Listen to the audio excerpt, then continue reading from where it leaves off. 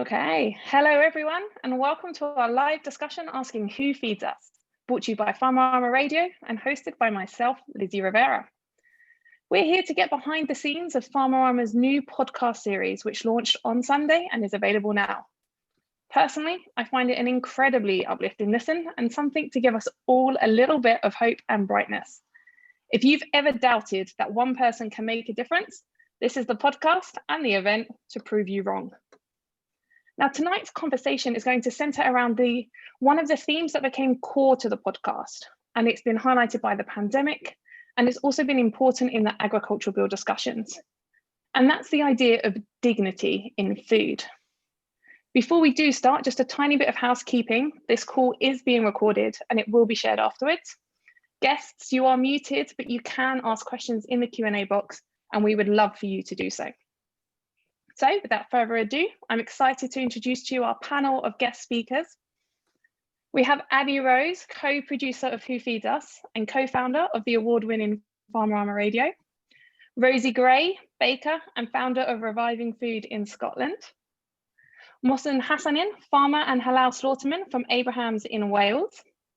Linda McFarlane, chef, healer and creator of Vegan Vibes Earth Gardens in Birmingham. And Ryland Engelhart, producer of the newly released and highly acclaimed documentary, Kiss the Ground. So good evening to you all, and thank you for sharing your stories with us tonight.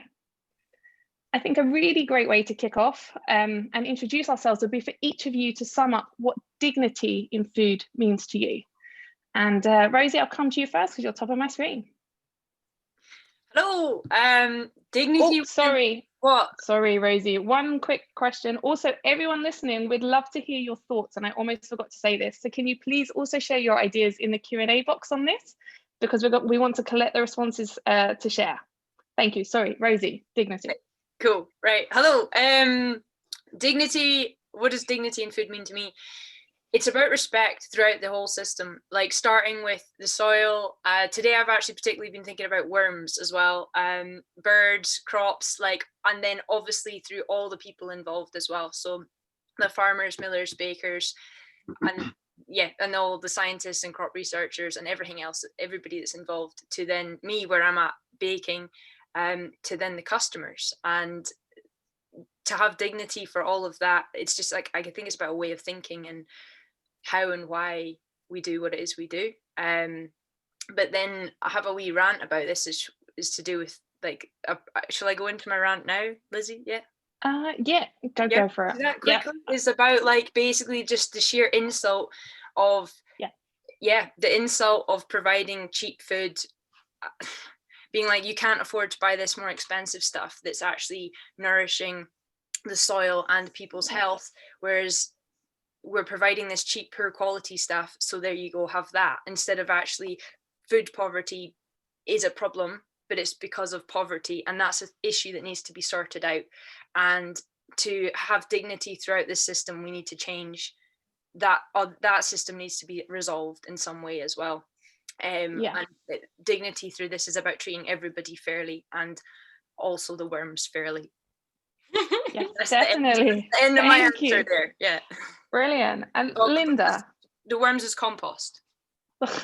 Yeah. Of course. Linda, what dignity to you? Hello. In a nutshell, to me, it means justice. And I think justice is a very subjective term. So for me, those who need the help most get the help they need. And that is not just about food, it's about an interconnected way of being, an interconnected way of serving each other. And how we treat each other, it's how we treat the soil, it's how we treat food. So the whole chain of things that I think need to be inclusive of justice. And so for me, when I started Vegan Vibes, I knew exactly what I wanted to do, but the philosophy behind it, I wasn't quite sure of. And as the word that came to my mouth quite later on actually was the word justice, thinking, oh gosh, if I describe that, people might think I'm a bit too political.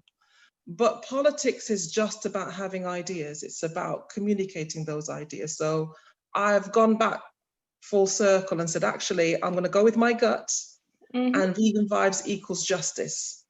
So how we treat the land, how we soil justice, environmental justice. All of these things are interconnected, because from that we get the food that feeds us.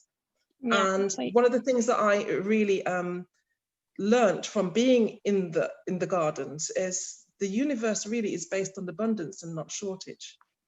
So it really bothered me that how is it that we can't afford to eat good quality food if I've got so much that I have to be giving it away?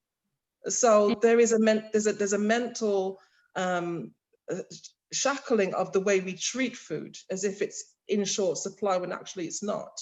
There is enough for everyone, and there's enough for us to eat well. And part of what Vegan Vibes is for me is championing how we can eat well regardless of your budget. And there's a whole other plant kingdom out there that allows us to eat very, very well. And I'd like to showcase, highlight that. For me, dignity, food dignity is about food justice, really, justice. Fabulous. Mohsen, do you have anything to add to that? I can't follow this lady. She just smashes it every time. Yeah, Linda just basically encapsulates everything I stand for. So it's apart from the vegan bit, I'm not fully with that 100%, but I am very much about the idea of justice, about the idea of raising people up through service. I literally took the words out of my mouth that the world is based on abundance, not scarcity. And there is so much. Like, I've been to permaculture farms where they're literally producing tiers of food. It's just, there's so much. And I think it is exactly what Linda said, is there's a mental shackling. Like, literally, she just said all the words I was going to say. I was like, I prepared this. How did she do this? Anyway, but yeah, the mental shackling, like that idea that we've kind of blocked to see that there's this, everything's running out, and we're overpopulating the world. And no, not at all. There are obviously environmental concerns, there are problems, but it is about abundance. And when we can link up and start thinking holistically and saying, you know what, the cows can add to it, the plants can add to it, we can add and add and add, rather than just being extractive all the time. I think this is the key. And obviously community as well. We have to do it, sharing it, and we have to do it in a way where everyone's interacting with each other with the same philosophy. So that's what it sums up to me, is raising people up through these acts of interaction with community. Definitely, thank you. And Ryland, give us the perspective, the US perspective. Beautiful. Yeah, thank you. So dignity in our food system, the quote that I'm going to paraphrase that comes to mind is from a great thinker and author, Wendell Berry, who said, every day we break the body of creation. If we do it knowingly, carefully, and reverently, it is a sacrament. If we do it with greed, carelessness, and something else, it's a desecration. So yeah, I think that it's been articulated quite beautifully between everyone that's shared thus far. But how do we be stewards of land, of life, human life, as well as all the plant king and queendom, all the way from the microorganisms to the earthworms, and create balance and create health, knowing that if we are in a system of food production, there is going to be life and death, and how do we do that in a way where there is a consciousness of respect and care, even though that we know that there will be life and death inside of a food system, whether vegan or otherwise. Yeah, definitely. Thank you. That was beautiful. And Abby, finally, I guess when you set out to make Who Feeds Us, it wasn't initially your intention to focus on dignity, was it? No, not at all. I think when we set out, we had thought it was going to be very much about kind of the current food system, how that wasn't working, the pandemic, and a little more like almost logistical in a way, and more like mainstream political discussions. But what came through from people like you, all of you here, is that actually what people were really connecting with was something like deeper than that, essentially, something that's more like coming from the soul. And that's where the dignity aspect came from. And we just kept hearing it in different ways. Not everyone used exactly that word, but for example, for anyone who has listened to episode 1 already, you know, Ursula Myrie of Adira in Sheffield, she created the food pharmacy, and she talks very eloquently about culturally appropriate food. And that even when people are hungry, there's still a need to provide food that provides dignity in the moment of having that food. And I just, you know, that really hit home for me when she shared about that. And different people share about it in different ways through the series. But I think for me, what I've been learning is that dignity in food is it's about food that nourishes your stomach and your soul. And that if you don't do the nourishing the soul bit, that's kind of like where it's a huge loss. It's still extractive. And so I think that is what's exciting about this conversation, and what's exciting about hearing from people on the ground is that they really brought that to the fore and kind of reconnected me, and hopefully many of you, with what that really means.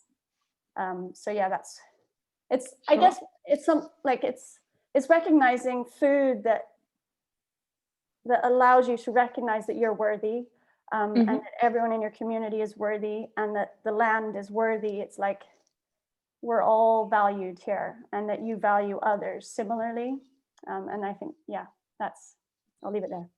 No, there's so many powerful answers right there. That's just one question, right? Dignity in food. And I think that's something that listening to you all talk about dignity in food, and the conversation around affordability too, is just such an important part of that. Rosie, when we were speaking the other day, I'm going to quote you, you said to me, there's no dignity in someone being told that if you can't afford nourishing food, you can eat crap. And then you said it's rude. And that really resonated, and it's true. So how did we get into this situation? Ryland, we've been made to think that big agriculture is necessary in order to feed the world. And this is something that Kiss the Ground really challenges. And you paint a much more hopeful outlook based on regeneration and soil. But can you give us the big picture of what's wrong with the global food system? That's a big question. Yeah. Yeah, so what's wrong with the global food system? Well, I think to just put a couple things up front in perspective, if we are talking about the global food system, and we're talking about we need big ag to feed a global population.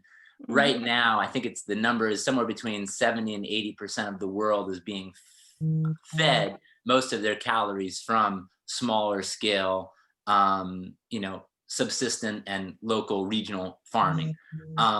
So there is the majority of our farmland is under chemical conventional big ag, but that's mostly going to feed livestock and create a lot of crap food from the corn, soy, hay, alfalfa, and other, many of it going to animal feed and also ethanol production. But I would say at a big systemic, we've tried to make agriculture, which is humans interacting with nature for the production of food, a machine. And it's like, we've tried to mechanize nature, and that works for a little while, just like we can mechanize medicine, but at a long-term healthy system level, we're failing drastically. We can produce bushels and bushels of food, but at what cost? At the cost of being able to spray cereal grains with glyphosate to dry them really quickly right before they're ground and milled, and in turn all of our children are eating glyphosate in their breakfast cereal bowl. So that's a big failure. There's no dignity in that, even though it's producing a huge volume of food. So back to it's disconnected. It's mechanical thinking is what's created it, and there's a total loss of reverence and dignity for nature and for people inside of its overall grandiose view of that we need to feed a growing population. Yeah, precisely. Yeah, so let's, does anyone have anything to add to that actually before I move on? No, Ryan's up for a while. So I think that now what we'll do is move on to see what the alternative looks like and see what how feeding communities works on the ground. Now, Rosie, after years of working and sleeping in bakeries all over Europe, you started your bread business in February this year, and that was just as the pandemic was becoming a serious issue. How was the launch, and what did it mean to your community at the time? Oh, we still need to have a launch party. Actually, that's what I've decided. There's still need for that to happen one day. But look forward to the invite. But yeah, you're well, yeah, everyone should come, eh? It might be a wee while yet. So I started in February, actually on the 14th of February, which I've seen, I think I told you that. It's in that book by Jeffrey Hellman. He talks about the Festival of Furnacilia or something. Anyway, it just happened to be the 14th of February. There was a beer festival. So I went and took bread to the pub every day for 2 weeks, and then just kind of kicked off the business like that. Every Friday selling bread, then had another job 6 days a week and just kept going Fridays. Then lockdown happened, so my other job stopped, and I just put a message out. I was wanting to, I'm just doing it canny with the bakery because it's like moving back into this community and softly kind of, this is what I'm up to. And so I was just kind of going like that, and then all of a sudden it was like, hey, who wants bread on a Wednesday and like on a Saturday or something. It was like 2 days a week. Got loads of messages off of folk, and it was different people that hadn't been eating the bread before. I was just like, hey, I'll just bring bread to your door. I didn't really think this one through, because then how do you get out of then saying this? But I just kept jumping to things and adapting all the way through. So it's evolved several times, and the customers are so blooming brilliant at just yeah, I don't know. So customers have an understanding of, or well, I guess, yeah, they come by and because it's personal, right? Yeah, they come by and they see me looking more and more. I got told the other day, they're like, you were a bit mental at that point in time, or you were behaving. You seem way more chilled out nowadays.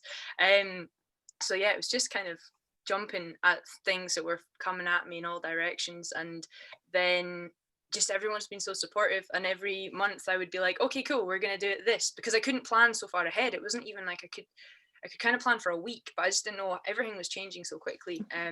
So yeah, anyway, settled on yellow cotton bags being hung on folks' doors with bread, and for months doing that and getting orders, and I never even saw their faces. It was just all emails. And then it was brilliant when lockdown eased a bit more, and I said, if you could come and you can come and collect it now. I was doing some of it by bike roundabout, but it was kind of spreading further. Because I live in a little village between in the north of the Cairngorms, and it's about 6 miles to our nearest shop for food. So I think people were really pleased just to have stuff brought to their doors. It was really convenient. So I think that's part of how my business evolved quite well there. But what I've realized now is so much about collaboration with the other businesses roundabout. We've got quite such a community going on with this. And so once the cafe started opening up again, he was like, oh, you can put a sign down here and you can put some of your bread here. And so my business has just grown arms and legs in the last few months, and it's been pretty perfect timing, I guess, for things. It's been crap as well, but if it wasn't for bread, I wouldn't be in as good mental state as I am right now, to be honest. Well, who knows, but yeah, it's just about like also bread, but and I'm really trying to improve the sourcing of everything, and massively inspired by Small Food Bakery on this, and just like trying to work more directly. And I think like I'll speak about that a bit later on, but it was just realizing now the importance of community in what I'm doing, and offering a space for company and community and conversations and connection, because people have just been missing that so much. And my house has suddenly become a place where people come and meet each other, because our normal hubs and places for meeting folk have disappeared. And so literally in the last 2 weeks, I've kind of really seen the importance of that for folk as things have started to change again. So Amazing. yeah, and like really, really passionate about keeping, like, I see my role in that and having this responsibility around that too as well. Like, so nourishing, you're talking about nourishing and dignity, and it's so much more than actually just like a loaf of bread, you know. Yeah, it really is. Mohsen, for you as well, your food business is about feeding the community and serving the community. You left London, which explains the accent, to become a farmer around 5 years ago. Can you tell us why that was? My children.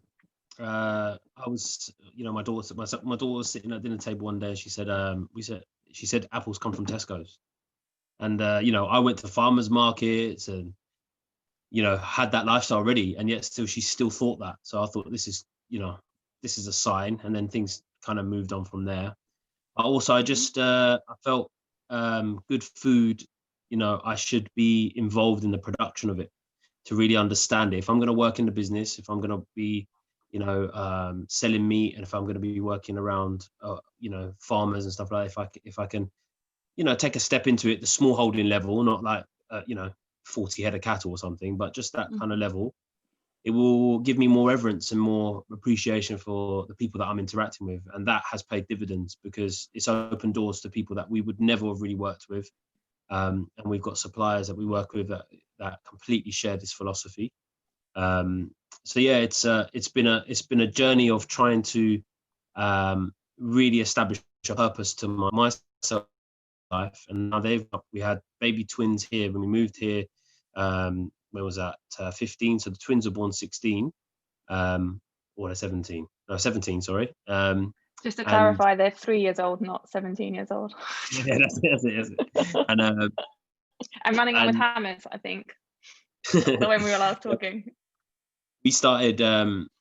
We realized that, when we had twins, we went from like a normal size family to just a ridiculous size family. All of a sudden, it was like, we need a big car, we need a big house, we need more food. So I was like, well, we need to start producing and being able to control that kind of element there, because I want to nourish these kids with the best. And yeah, that was it. I think the biggest motivation was my children, and just being able to establish something for them. But from that, the output of that is that the community then get the same thing, because my children are their children are my children. So we've had, I think over 300 people turn up to this farm at different occasions.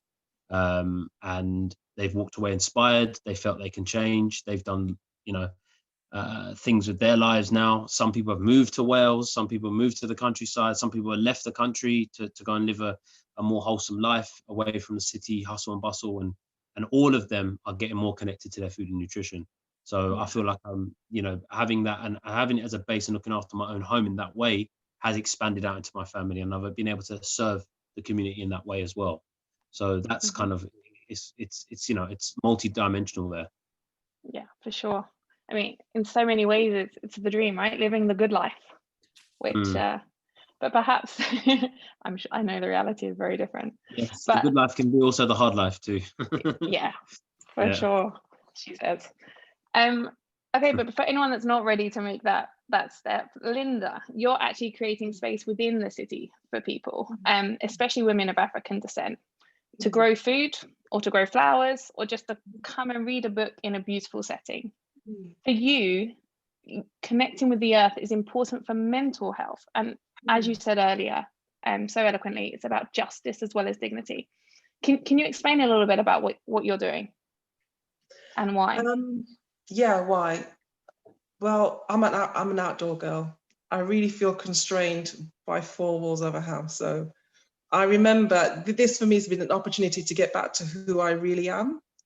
And I love seeing others in that same space and taking people along the same journey as me. So our paths cross at that part of being outside in nature and growing. And there's something around the healing properties of nature. So I wanted women, particularly of African descent, whose mental health seems to be really not recognized, or it's quite insignificant. And I found that as a psychotherapist that I don't really see a lot of women coming through not only my practice or in that healing frame. So I wanted a reason for them to find themselves in a beautiful space.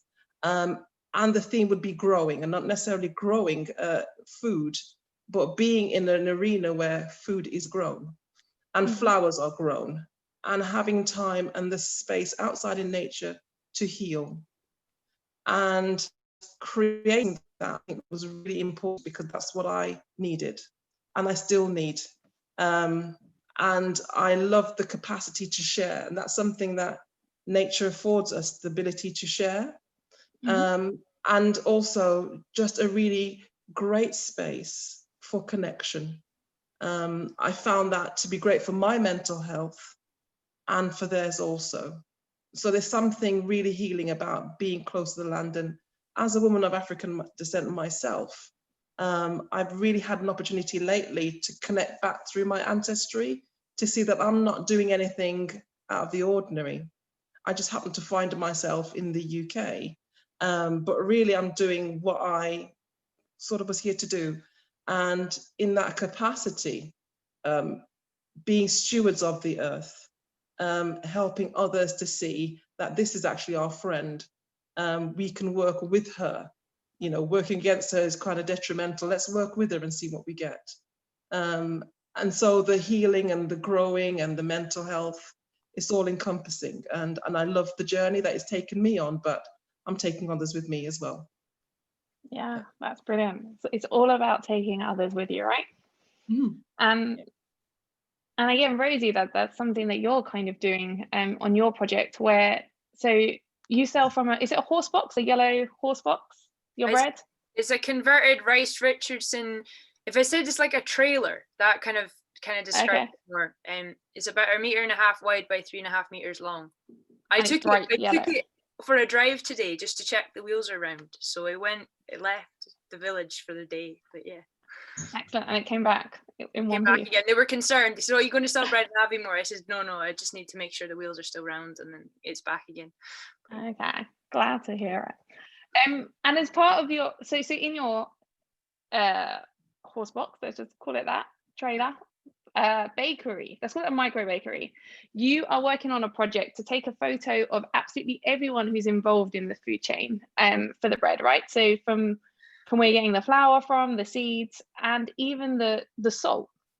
And you said it's growing arms and legs. The more you talk about it, it's becoming an even bigger project. I mentioned it in was that September? I think it was August. I mentioned it, and it was like, yeah, I'll do it in September. But I've had so many other projects come up in the last month and obviously uni and 2 other projects in collaboration with Scotland the Bread, and so it's been delayed, but it's actually turned into more of a conversation, because basically it's a response to the faceless nature of the food industry, because I just feel that's part of what this problem is about, is that if we don't know who is producing the food, it's easy to maybe not have as much understanding, be more critical of things, instead of this actually understand. People come here and they're like, I don't know, I'm maybe loading baguettes in the oven or something, and it's like they're standing there to be served, but I'm like, oh, would it be okay if I have you got a minute while I load this in? And they're like, oh, it's grand, it's great to see what you're doing. And it's like breaking these barriers and so people can actually see what's going on.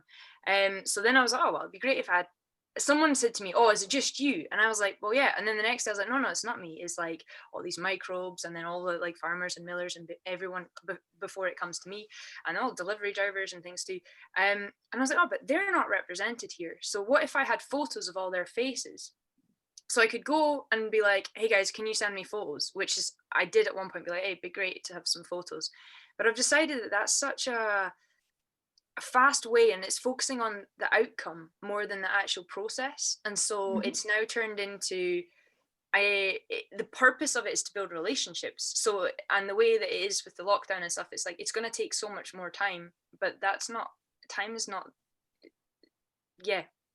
really something I should be pushing on. I think it's like building these meaningful relationships. So I am now actually going to go over to Skye in like 2 weeks' time to go and see about how the salt, because salt's another thing this week I've got quite into, is like, where's the salt coming from, and the time and energy that's going into that.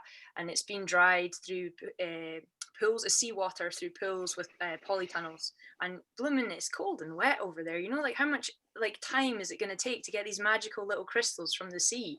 So yeah, it's just by thinking about these things more, we have so much more, I think, respect and awareness for these other people's jobs within it all. And then to be able to show that for the customers that's coming as well. And then be able to, because part of my business is really, like I'm talking about communities, like make good bread, feed people and share the stories. And it's about sharing. I spend a lot of time talking these days, you know, and that's now I realize I have to make it part of the business, because it's like, it's just, it's all the time. But yeah, so this is my photo project, which, as I said, it is not completed. It has very much only just begun. I have one photo, which was from when we went to Orkney to Barney Mill like last month, and went and met Ali Harsher, sorry, I can't remember, who's the miller up there with the bare barley. So I actually have one so far. That's all right. This is the thing, right? Why are we rushing? Why does it have to be done immediately? It's a lovely process for sure. And something else that you said as well when we were talking about the salt the other day was, you thought it seemed really expensive until you realized how it was processed. And then that takes us back to that conversation of food and prices and the true cost and the true value of food, right? And Mawson, since I've taken the conversation in that direction, when prices were fluctuating with meat, especially during COVID, you released a video saying that your prices wouldn't be rising. And I've actually listened to the preview of the episode 2, which is released out on this Sunday, of Who Feeds Us, and I found your account of being a halal slaughterman really moving. Could you just share what it means to you?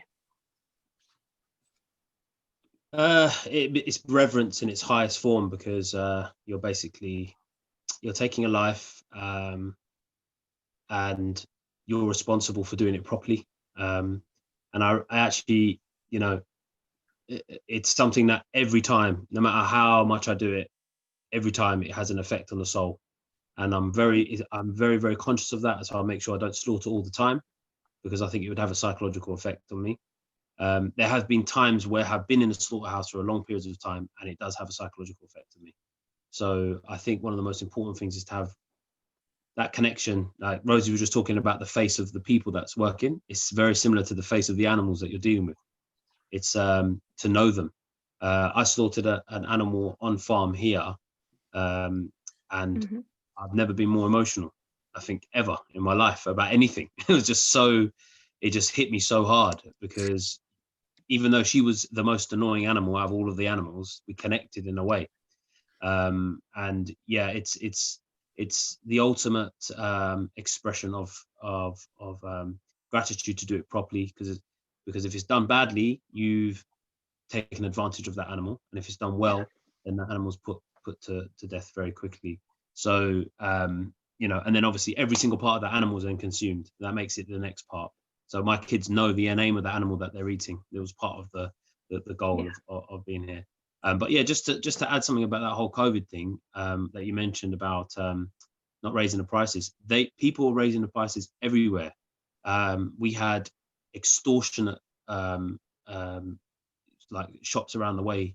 A lot of the customers where they were living were charging like almost double what we were paying, what we were selling for organic meat, for a leg of lamb or something. Just absolutely taking advantage of customers. And a lot of these shops are in poor areas. So it just shows you that it has a no holds barred policy. You know, it's like, you know, let's just take as much advantage as well. And that motivated me to do that, even though there was some murmurs about, you know, look, we could raise our prices a little bit because our prices are going to raise. And I just said, no, I can't do that. Like, let's stretch this out. And I guarantee you a lot of people will come to us because they will respect that we did that. And it paid off, definitely. Brilliant. Did you get a lot of good feedback from that? Yeah, people were really happy with it, that, you know, we didn't fall we didn't get distracted by that, you know, the Mhm. possible is a very short-term kind of philosophy anyway. But because me, my business partners, and all of us, we're all very much into nutrition, all about holistic living as well. So, you know, for us, there was no question. It was just it was the next part. There were some murmurs in terms of what happens if the farmers decide to raise their prices or the slaughterhouse decide to raise their prices. And I said, we have to reflect that, but you know, we can take a hit for a month. Let's do it. And we did do that. And even our farmers were shocked. The farmers at work, I say our farmers, we're more like their customers. We should say it like that. But they were surprised as well, because they were giving us prices and we're just accepting it full blown. Like, look, at the end of the day, you've got to do what you need to do, and it just keeps the relationship very healthy, you know. That's amazing. Yeah, for sure. Coming from the other end of the food spectrum, Linda, a plant-based diet is core to your business. But similarly with high welfare meat and with sourdough, it can be perceived as an elitist diet. Can you explain why this is a flawed understanding of veganism and why your business is plant-based focused? It's plant-based focused because it can be a lot cheaper. And it's incredibly economical. And I wanted to break that myth of having to source products that you had to get over Amazon, or, you know, it's not available locally. And that's not the case at all. It's a really healthy way of feeding families nutritionally, slowing down actually, and being more involved in the foods that we eat. I have found that that myth has put a lot of people off, even just increasing more fruit and vegetables in their diets, because they're not sure how to prepare them or what they may taste like. And I really wanted to give them an opportunity to come along, taste, let's cook together, let's prepare together. How does it fit? What could you add to it? Can you replicate this at home? Little tips about even making your own oat flour, for example. You know, if you've got a blender, you can do this. And it's very much from the motto that you can actually do this. And I'm under no illusions as to demonize anyone that's not a vegan. That's not what I'm about. That's completely opposite. But there is something beautiful about having a diet that shows the creativity of plants. And that's my philosophy. It is core to my business because, again, it's so, for me, that's my subjective view of justice. And I respect someone else's view because, again, it's a subjective term. But what actually happened for us during COVID was an opportunity to really slow down. It was amazing. It was to slow down and to think. And I didn't realize how much of how fast the treadmill was going. And we could actually breathe a sigh of relief, you know, that we could actually think about, how do I want to live the rest of my life going forward? What are the things that I can actually do without? And a lot of the times we found that when we ate healthier, we did not need to eat as much. We only thought we did. And that was a wonderful experiment in actually taking the time to prepare meals, to think about our nutrition, to think about the effects it's having on us. And that was something that I really took as an opportunity. So that was really a really great eye-opener for not only what I was doing originally, but having to share that with others. It was appreciated. Yeah, definitely, for sure. I don't know if anyone else wants to chime in there, because that's some really great points, especially about knowledge in food, right? And the access that knowledge can bring us. Yeah, and I just chip it on. I like, you know, Mohsen, your reverence for the animals, and Linda, your reverence for the plants. And I think that, you know, in many ways there's divides in the nutrition and the farming communities about vegan or anti-vegan, pro-meat, anti-meat. And I think that I understand totally that people have very strong views on that, and that's totally fine, and I can embrace that. And I think that if we could all come from a place of understanding the reverence for other beings, and that if people choose to kill animals with reverence, that's one thing for their health or for whatever they need. And then if others choose to have plants with reverence, that's also, equally valid, or a combination. But I think so often within the food community, we get into these arguments that actually are perpendicular to where we're all trying to go. And so I really appreciate, the way all of you express things that are deeper than some of those superficial arguments that we all get caught up in all the time. Yeah. That's a really great point. Yeah, I'll just complete with, love is the bridge between us and everything. Rumi, one of my favorite poets and voices of the heart and of the divine. And may we have different views and come together and allow for those to be may we love each other with different views, and may we allow each other to come to their understanding at their time.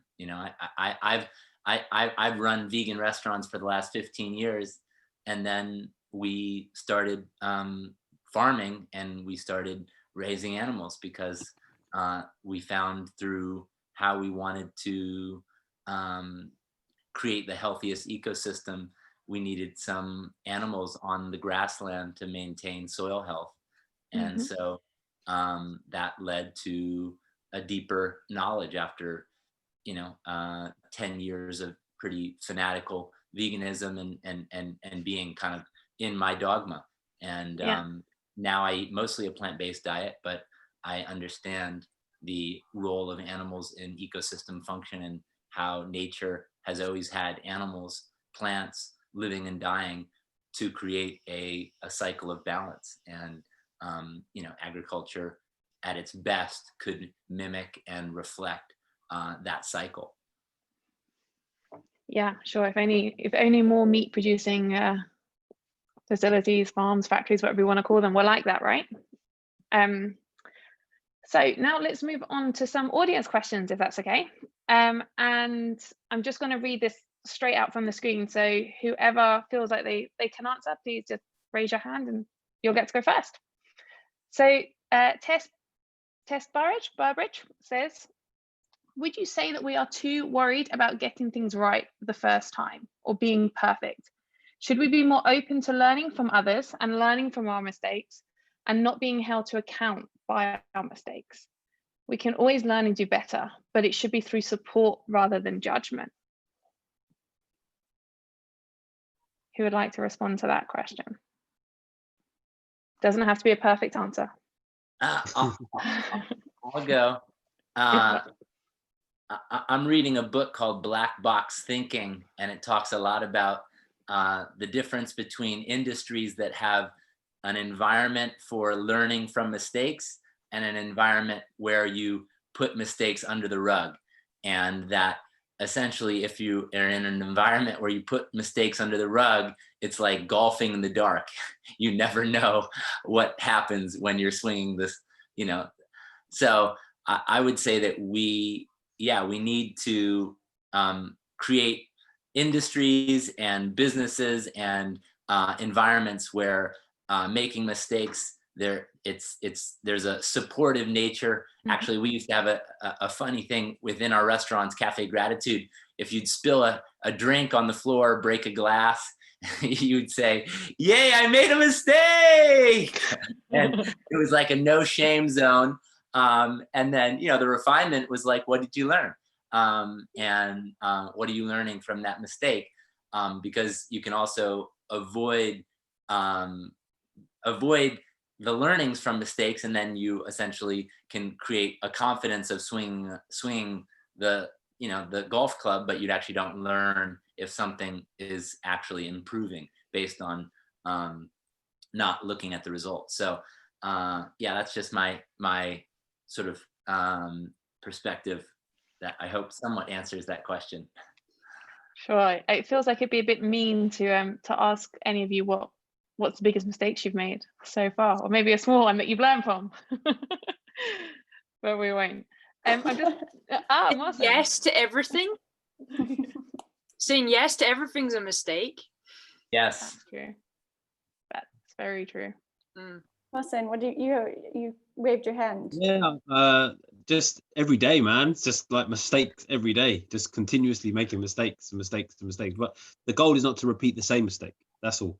So you make a mistake, say, okay, I'm not going to do that again. You know, the latest one for me was trying to run a water line, and I left one little attachment out of a pipe, and all I could hear was water in the background. And I thought, what is that noise? You know, and then I said, right, you're not going to do that again. So there's this, but what I love doing is sharing that with the kids, because they absorb that, and they remind you when they're out. And also not just the kids, it's the guests that are here as well. The volunteers are on the farm. If they can see you making mistakes in a kind of just exactly what Ryan just said just now, I said it's like, you know, you make such a mistake, you congratulate people, you create an environment of congratulations for a mistake. Well done, you made a mistake, good. You know, now what do we learn from it? Let's move forward. So yeah. This is just outside on the farm all the time. What do you do if they make the same mistake again, though? That's a joke. Linda, did you have a? I've taken the word mistake out of my vocabulary. Amazing. I don't use it. Ooh. Yeah. Do you have an alternative word, or? Yeah, I just have an experience. Yeah. And okay. would I like repeat that. it? If I keep repeating it, or if I happen to find myself having the same experience, I'd want to know why, or what's happening. You know, what's the obstacle that prevents me from having a different experience, or what have I learned? So for me, I've taken that word out of my vocabulary, and it's helped me. I have experiences, and I then have choices as a result. Do I want to repeat it, or do I want to do something different? Yeah. Brilliant. Yeah. And that. I was just going to say, I resonate with that. Like, I'm a big fan of something called the feminist business principles, or often now referring to them as the regenerative business principles. And one of those is treat everything as an experiment. And that's, I resonate with the experience as well. Treat everything as an experience would similarly sit with me. And in a way, an experiment, you can't necessarily go wrong. It's just going to go however it goes, and you're going to learn along the way. And I think, just going back to the question, it was interesting. I think it was Tess used the word judgment. And I think that ultimately is at the core of this question, is the judgment around things. And that if we are able to move away from the kind of practice of judgment in our society that is the pervasive kind of mode, then that would help people a lot to feel empowered in whatever experience they're having or doing. And I think, Yeah, and that's self-judgment more than anything, right? Because you're often much kinder to somebody else and someone else's experiences than you are your own, so for sure. We actually have such a list of questions to go through, but I can see that we're running out of time. So I'm going to skip them for now, but we will endeavour to answer all the questions maybe in a follow-up post or something. Because I want to ask each of you a question as we are running out of time. And that is, how can we get involved? How can everyone who's watching this today, and we've got people watching from all over the world, what's the one thing each person can do to help restore dignity to our food systems? Who would like to start? Could be Linda, thank you. I'd just say, start by sharing your thoughts with someone else. See who in your local community, in your local vicinity, shares the same view as you. Rather than waiting, be the instigator. You'd be really surprised once you actually start something, who actually looks and listens. Start the process of connecting, be more vocal. If you've got an opinion around food justice or about food dignity, express it and see what happens from there. Start somewhere. That sounds like a poem. I'm sure that we could make that into like just an instant poem. Ryland. Cool. I have 5 things that we're encouraging to do after you've seen the Kiss the Ground film. For those that have seen it and those that haven't, it's a film that just came out on Netflix that really shares the solutions and opportunities and promise of regenerative agriculture as a way to balance our climate and feed a growing population while healing our soil and our human and planetary dignity. So the 5 things that we're inviting people into as calls to action is one is find your path. Similar to what Linda was saying, we created something which is a wizard tool on our website where you can go and type in your interest, your profession, and the wizard within the 30-second gives you 3 or 4 actions that you can take to really further your learning, your action, your activity to supporting a regenerative food system. So that's one, find your path at Kiss the Ground. Second one is make soil. Figure out how to compost. And there's an amazing app called Make Soil where you can find people who are making soil in your neighborhood. If it feels like too much, find a place that you can bring your compost so that your food waste can go back to the mother, so that we can have a regenerative relationship with that. Waste is not waste, it's actually nutrients for the next cycle of life. So compost or start to grow something. So that's number 2. Number 3 is purchase for the planet. Start really curating your purchases and getting to know the people who are producing your food. It could seem overwhelming, but really find something that you eat a lot of and start to find one really great source for that one thing, whether it's, brown rice or lentils or, squash or one produce that you eat a lot. Find one farmer, get to know, where is your meat coming from? Musa, go find one place and really elevate that person and that story of that person producing that food in a way that takes care of the earth. And then number 4 is, voting for folks who are supporting a healthy food system. So, voting at a local, whatever scale. And we actually just created a tool on Kiss the Ground site, which is mostly based towards the US, but all the policies supporting soil health all over the US that you can support and send easy letters to politicians reflecting your commitment to soil health. And then the number 5 is a little bit of a promotion, but basically supporting the work of Kiss the Ground. We help farmers transition their land to regenerative agriculture. So we fund the technical training, the soil health, or the soil testing, and the mentorship so that farmers can make that transition over a 3-year period.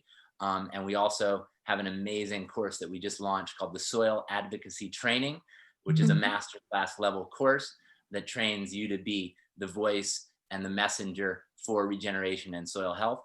And that course is available online. You can take it, on your schedule.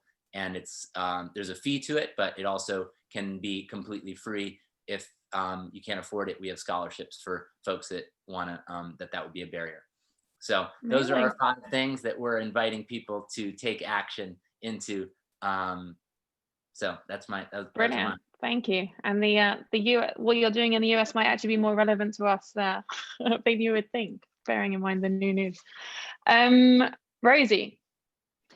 I think it's about awakening curiosity. So start asking questions. Go and find your local baker or food producer and go and have a conversation. Work out who's in your area, who's round about. Start talking, just like what Linda's talking about, and start building community around folk that actually give a damn. And because we've got to wake up to this thing with this ag bill thing. Like, we don't want that. Like, it's stressful. So like, we got to start working local, small steps at a time. Do what you can do in your community, and that's how we're going to make a change. Otherwise, we need a radical revolution in it. Well, Let's just start small. Yeah. Yeah, if we're not growing and producing ourselves, then we can at least support the people that are growing and producing in a way that we would hope people are, the communities mustn't. Yeah, how am I going to topple that? I don't know. Wow, I know it's a hard one. I'm sorry. Yeah, I should come to you first. I should have learnt my lesson. Yeah, exactly. I would have just made it would have made my points mean so much more. All right, I'm just gonna feed off of what everyone else has said and just add my bit to it. But you know, when I keep hearing the word kissing the ground, I keep thinking about, you know, putting your head to the ground, you know, humbling yourself before Mother Nature, the Creator. In my sense, I'm a Muslim, so I'm humbling myself to my Creator. But it's the same thing. It's reverence. And my advice to everybody is to take your socks and shoes off and stand on soil every day. If you can, put your head to the ground as well. Some people can't do that. It's a bit much for people to do, especially in our weather. But really experience the soil, really experience the ground that we are going to go to at one day, you know. It's that connection. I think that if you can do that, where people think revolution is, you know, throwing bottles, you know, Molotov cocktails and smashing up, looting cars and advocacy and raising fists, a lot of time it's what Rosie's saying. It's very quiet. It's very local. Revolution is small. It's tiny little steps that all of a sudden it's like, oh, this is the new normal. You know, COVID gave us an opportunity. I think it was 8 million people bought directly from farms. You know, so it's happening, but it has to happen in a more concerted way. It has to happen in a much more you know, directed way. And as I said, people think revolution is all that, but no, it's not. It's very quiet, and it's about becoming a producer rather than a consumer. And you know, I kind of what Linda said about not saying the word mistake. I've removed the word consumers' rights. I don't like that. I'm a customer. I take your services. I'm not a consumer. So I try to pass that on to, you know, and everybody who comes to my farm, I tell them this, and I become a voice piece for this as much as possible. So, you know, I'm hoping, and I'm hearing them doing the same thing. And sometimes I hear people saying my words that I've said to them come back through me. So, you know, this is the small little battles every day that we can win to keep this going. So yeah, definitely. That's my piece. Brilliant. Thank you. And Abby, I want to ask you, but I also want to ask you what else is coming from the rest of the Who Feeds Us podcast. So I'll let you lead with whatever you want to. Okay. Well, I think you guys all answered that question brilliantly. Yeah, the other thing I would add is, you know, listen to Who Feeds Us. And it will probably spark many different ideas about what it means to be involved and who the people are that you might connect with and what it means to different people and some of the conversations you might want to have with others. And I think I can give you a little rundown of what's to come. Please. I won't go into details. We don't have much time, but certainly on Sunday, you're going to hear from Mossem and two other a farmer and a fisher. And yeah, it's very much about dignity from the perspective of meat and fishing and dairy and what that might mean in that kind of from that farming and producing perspective. And it's some beautiful voices, definitely. And then the following week, we'll be going to look at different kind of community growing projects, and in particular, like people called to grow their own during the COVID time and what that meant, and also the importance of seeds for all of us in terms of like liberty, justice, dignity, any of those big words. You start to realize that actually seeds and soil are kind of at the root of that. And certainly some of the insights I hadn't realized before. So I think that that's really exciting. And then we head over to Rosie, and we visit another baker and a miller as well as Rosie.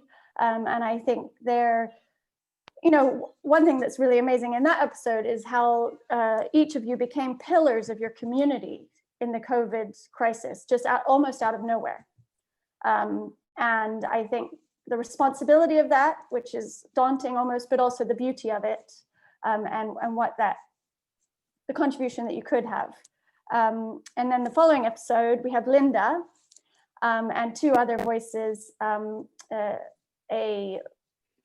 doctor who's actually done a lot of work on the history of allotments in Birmingham, in particular the history of people of African and Caribbean heritage on allotments in Birmingham, and the importance of those connections, and the importance of the spaces like Linda's creating and that ability to grow, and how, yeah, I mean, it's very moving episode, definitely. Yeah, I've never heard anything like it, is the truth for that one. And then final episode is a coming together of everything. We hear from many members of the team. Katie Revel, who is the narrator throughout, and she's one of the co-producers executive co-producers along with Joe Barrett. But anyway, Katie will guide us through kind of how it all comes together, all the different voices, and we hear from a few different community collaborators who've worked on the project. Yeah, this whole series is like 23 people are on the team, and then there's about 18 voices featured at least. So it's a really wide-reaching scope, and I really hope that people can feel the voices just kind of coming out of all these different parts of the British Isles and bringing everything together. Yeah, I'll leave it there. As someone who has listened to a preview, well, of some of the, obviously not everything yet, but it is a truly brilliant series. So thank you very much for producing it, Abby, and everyone who's worked on it, and everyone who shared their stories, for sure. And thank you so much to everyone for your time tonight. I think we often talk about the science and the soil and the carbon targets, but it is also vital to ensure that dignity is a part of that story as well. And talks like these fill me with hope for humanity. And I really hope that's the case for everyone listening too. So a link to the Farmerama podcast should be in the chat box right now for you to enjoy. And good night. Enjoy the rest of your evenings. Thank you all so much. Right. Thank you. Thank you. Yeah. Goodbye.